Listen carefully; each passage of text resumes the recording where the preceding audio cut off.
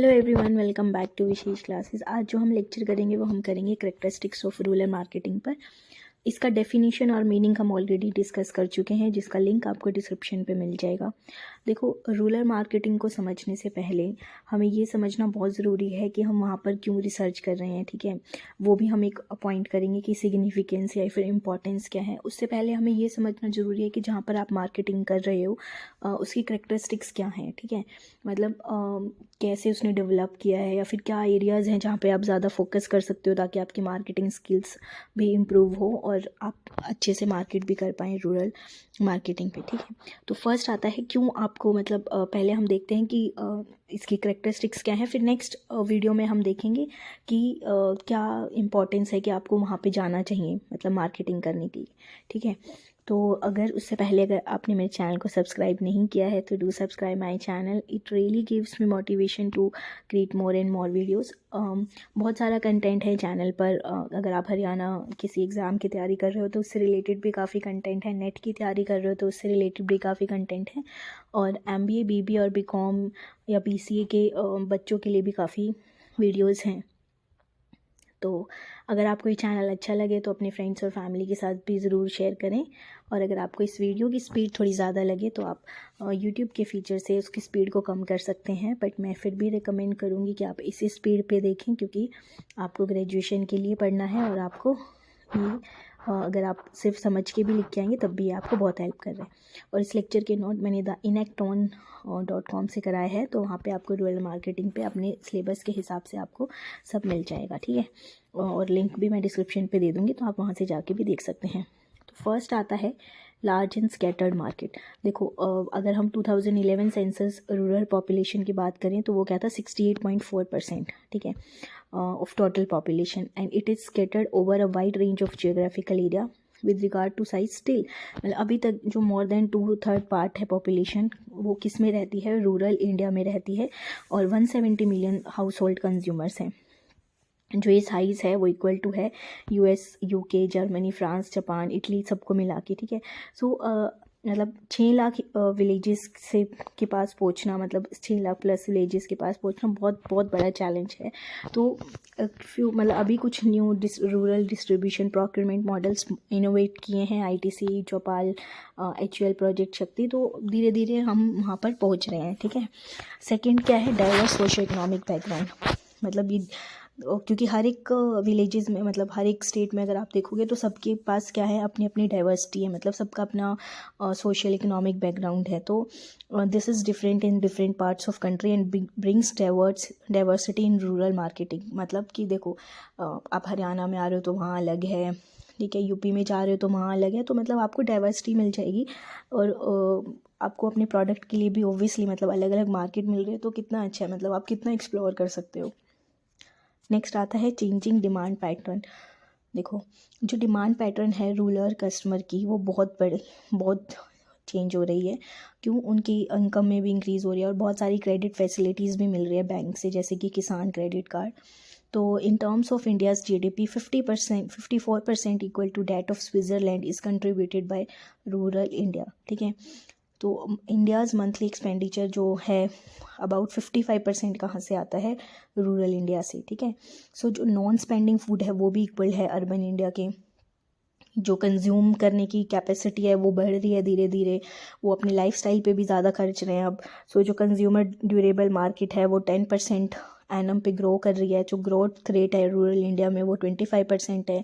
So of the 40% of sale in auto industries come from rural India. जो 40% cell है auto industry की वो भी कहाँ से आती है, आपकी रूरल इंडिया से आ रही है, ठीक है। तो कितना कुछ है, मतलब कितना कंट्रीब्यूट कर रहा है हमारे, मतलब जो हमारे विलेजेस हैं। बल्कि ऐसा है कि ज़्यादातर लोग कंट्रीब्यूट ऐसा लग रहा है यही करेंगे नेक्स्ट उसमें जाके, क्योंकि अभी बहुत बहुत एक्सपोजर मिल रहा है हर चीज़ को लेके, ठीक है। नेक्स्ट आता है जो major income comes from agriculture. About 60% of rural income is from agriculture and hence the demand for consumer good is high during harvesting season. मतलब 60% जो रूरल इनकम है वो आपकी एग्रीकल्चर से आ रही है। जो डिमांड है कंज्यूमर गुड सामान की, मतलब वो बहुत हार्वेस्टिंग सीजन के टाइम पे तो और भी बढ़ जाती है। तो सेविंग हैबिट्स, पहले क्या था कि गांव वाले लोग इतना सोचते नहीं थे, मतलब जो रूरल कंज्यूमर था वो उनके पास सेविंग हैबिट्स नहीं थी, पर अभी काफ़ी है क्योंकि कोऑपरेटिव और कमर्शियल बैंक्स इतनी उनको स्कीम्स प्रोवाइड कर रहे हैं, इतना उन मतलब वो एफर्ट्स कर रहे हैं ताकि वो उन लोगों को पता लगे कि सेविंग्स के नाम पे भी ऐसी कोई चीज़ है। तो सो मोर देन अभी 33% ऑफ जो इंडिया सेविंग्स है वो आपकी रूरल इंडिया से ही आ रही है। ठीक है, नेक्स्ट आता है ट्रेडिशनल लुक।